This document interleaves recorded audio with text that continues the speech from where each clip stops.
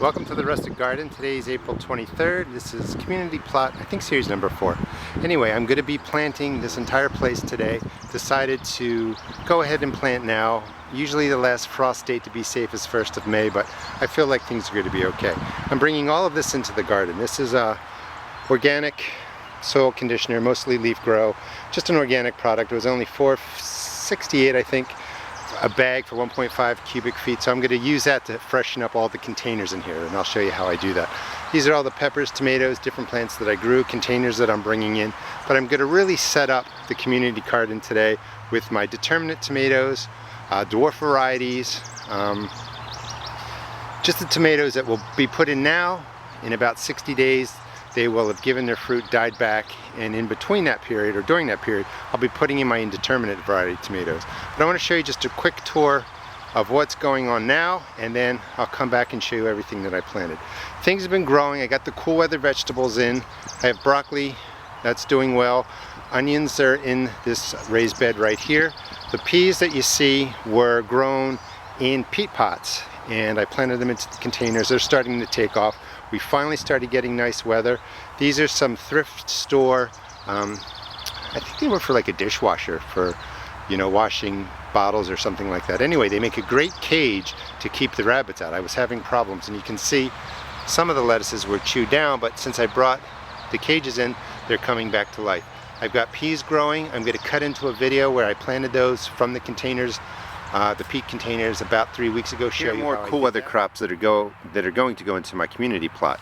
It's towards the end of March. For April, first week of May, I'm still going to get frost. So this is really time in my area, Maryland Zone 7, that I put in the cool weather crops. These are peas, and they're all going to go right into this space right here. I grow them in peat pots. It's a great way to start peas. I used to think that you could not grow them in pots and transfer them in, but you can, you know, use the peat pot. You can see the roots come out, and they're just going to get dropped in there. In the back I have lettuce, endive, arugula, mustard greens, and red romaine lettuce, and they're all going to go in there. I'll show you what that looks like. It's important that you do transplants because you can put them in, get 3 or 4 weeks of growth in. They will start maturing in the garden. At the same time these transplants go in, I'll put down seeds. So I'll get maturing peas, lettuces, and greens over a 4 or 5 week period, rather than just doing them once and getting them all to table at the same time. Some of the beds have been turned. Peas that I started from seeds in there, they're going to get trellised up. Those pots will be refreshed. Peppers are going in there. And these are the cool weather vegetables I have back here. I wanted to show you how they're doing real quickly. The kale starting to flower. These are edible and they're delicious. Brussels sprouts in the back, Swiss chard, celery leaf, everything is doing really well. The broccoli in the container with mostly wood chips starting to form a head, but things look like they're doing well. And like I said, we finally got a week, 10 days of warm nights, 50 degrees, warm rains, so everything is really starting to grow. In here, I'm not sure what I'm going to do. I'll probably let them grow a little bit longer, but these are leeks that I planted seeds last fall. I also have flowers coming in that seeded, weeds, so I'm going to probably let the leeks get a little bit stronger and then pull them out, transplant them, and then turn this bed over. But this is where I'm at as of right now, and I'm going to get all these containers freshened up with some products, show you how to do that, and I'll get it planted. Refresh the container soil. I just want to show you what I'm doing. There's not a specific recipe. You can do it 1,000 different ways. All I do is I take out the container soil, so I'm doing 3 at a time because that's all that will fit in the wheelbarrow. So throw in the container soil back there, 3 things. I put in 4 to 6 shovelfuls of peat moss. I'm going to put in half a bag of the leaf grow. Mixed in here is a handful of lime. It got a little bit wet from the rain, but I'll smash that in. And then there's organic fertilizer. I'm using organic fertilizer to set up my soil. I'm going to use the processor chemical fertilizers for feedings about every 2 weeks. I use both products. So that's all you're going to do is take out the old soil, 4 to 6 shovelfuls of peat moss. If you want, you can use cocoa coir. I'm using the leaf grow product. It was inexpensive today at Home Depot, but it can be any real mix of products just to bring life back to the soil. Then it's going to go back into the containers. I'm also going to have extra, so every time you refresh it, you end up with more, and that's going to go into filling up the rest of these containers. I'm refreshing the containers, and again, you just want to add organic matter, the container soil, some fertilizer, some lime. I'm using organic fertilizer that I prefer because it's a slow release, and I like setting up my containers with a slow release fertilizer. Don't overdo it with the fertilizer. Once I fill the containers back up, I fill them up halfway. I put in 1 to 2 tablespoons of the organic fertilizer, fill it the rest of the way, put another 1 to 2 on top, and just mix it in, and then the plants go in.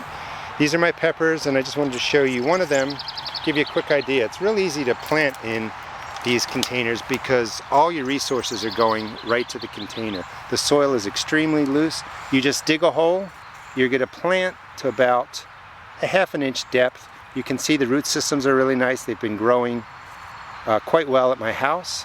I'm just going to drop it in. I can't do it with the camera in my hand. And just fill ½ inch to 1 inch right there. Press it in, and the peppers are all planted. These are all sweet varieties of peppers. We dropped in a container here to make the bed look nice with flowers. It also brings pollinating insects. Over here, 2 eggplants on the end, determinate variety in the middle. This section has tomatoes planted really closely together, but these are my determinate dwarf varieties. So in the front, I have Tiny Tim. They're going to get like 10 to 12 inches. Red Robin, maybe 12 to 18 inches. And then the Bush 506 in the back will get 18 inches. So these are all small varieties. I pack them in there. They'll produce their flowers, they'll set their fruit, and then they'll die out. And I'll replant something else in there. I wanted to show you over here, some of my hot peppers are going to go in. This is a pepper that I topped off, and you can check out my channel for topping off peppers. But once you take off the growing tip, you can see all the shoots that start coming in. It's a way to make the pepper bushier and stronger. This is one that I did not top off. And you can do either. You don't have to top them off if you don't want to.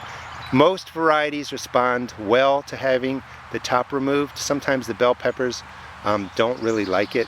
They don't grow as vigorously as the other ones that you top off. But kind of experiment and see, what peppers you like. If you top off one, does it grow stronger and stockier, set up more shoots, has more flowers, therefore more fruit? Experiment.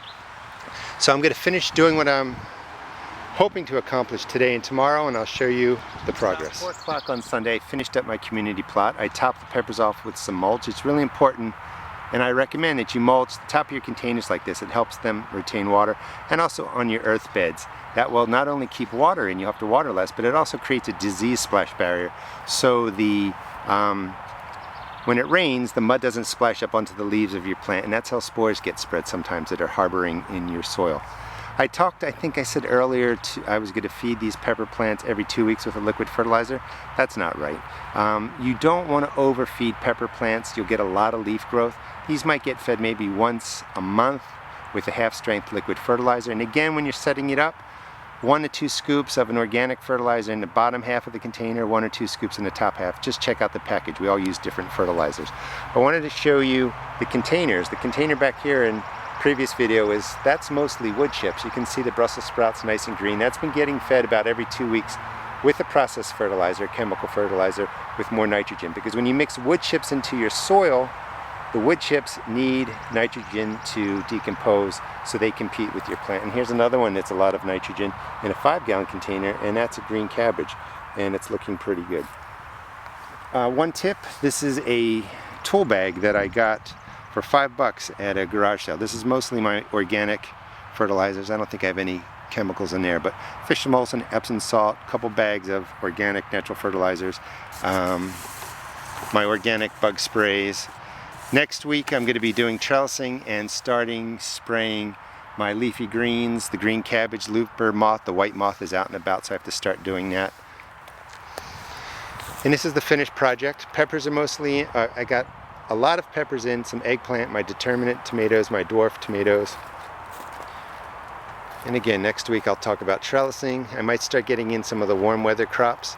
Just, I guess a tip is, I'm getting 50-degree nights, so your warm weather plants really should come out when the nights are about 50 degrees, not much lower than that. The warm weather plants, peppers, tomatoes, cucumbers, beans, they all like warm weather to really start thriving and start growing.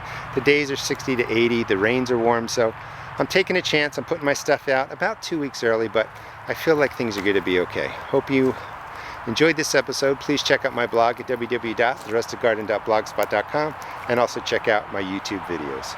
Thanks.